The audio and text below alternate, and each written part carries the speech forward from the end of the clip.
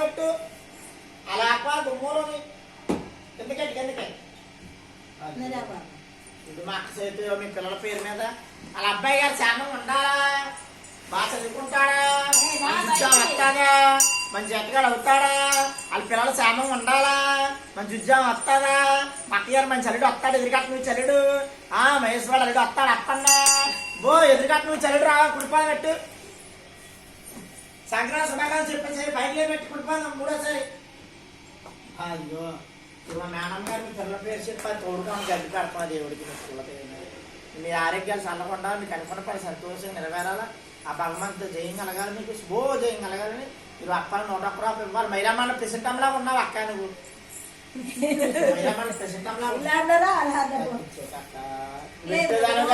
అక్క